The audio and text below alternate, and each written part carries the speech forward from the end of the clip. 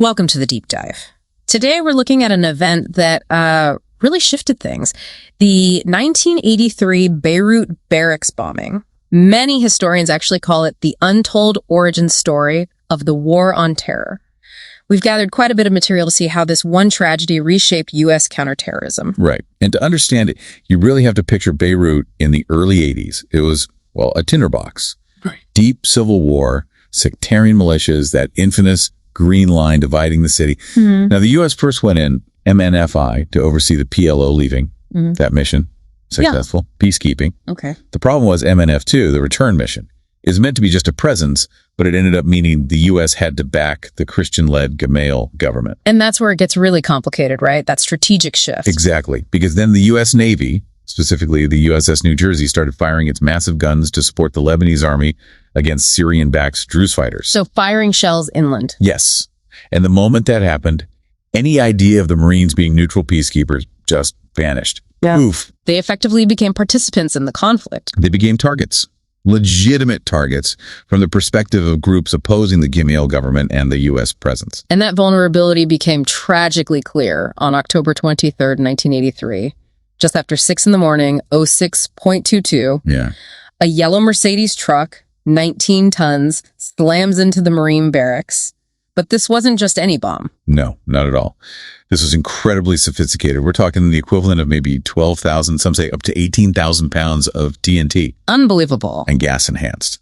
Designed specifically to amplify the blast wave to ensure the building collapsed.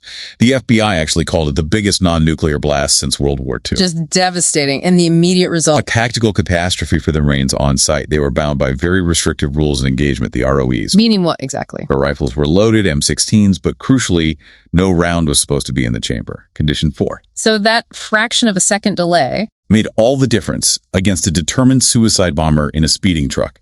They couldn't react fast enough. The building just imploded. Killing 241 American servicemen.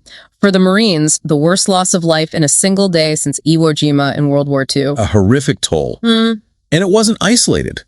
Minutes later, a similar attack hit the French contingent's barracks, the Drakkar building, killing 58 French paratroopers.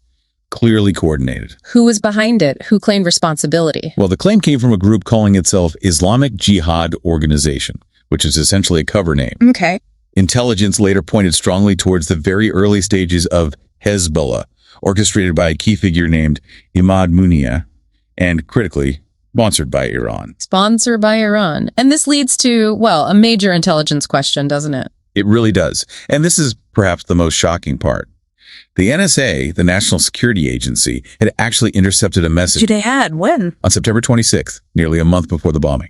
An explicit order from Iran's intelligence ministry to its proxy in Beirut. What did it say? It directed them to take spectacular action against the United States Marines. A direct, unambiguous warning. So what happened? Why didn't that stop the attack? Bureaucracy, communication failures. The intel existed, but it wasn't processed, analyzed, and disseminated to the commanders on the ground in time to be actionable. It got lost. Exactly. The Long Commission, which investigated the bombing, called it a problem of signal-to-noise ratio. Too much raw data, not enough analysis to pick out the critical threat.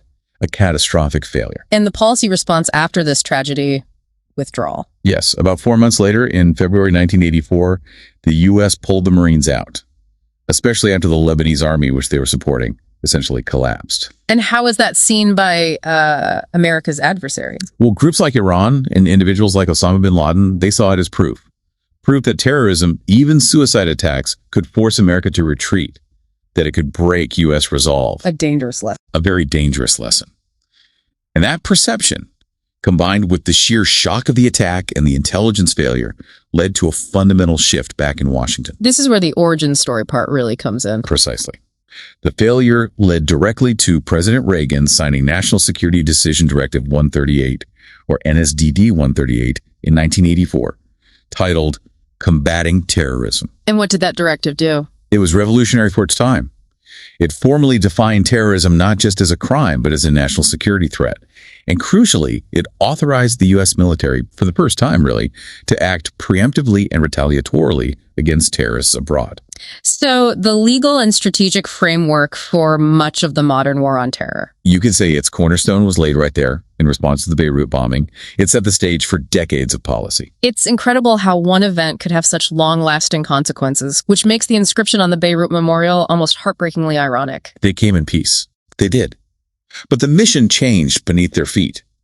The political goals shifted towards actively supporting one side in a civil war, while their military mandate, their ROEs, were still stuck in a peacekeeping mode that didn't match the reality. Caught in a deadly trap. Absolutely. And that leaves us with a critical question, I think, especially for you listening. What conditions must be met for any mission, especially one involving military forces abroad, to avoid that kind of tragic disconnect? How do you ensure the political aims and the military reality stay aligned so you don't end up sending people into harm's way without the right mission or the right rules to protect themselves? Something to think about.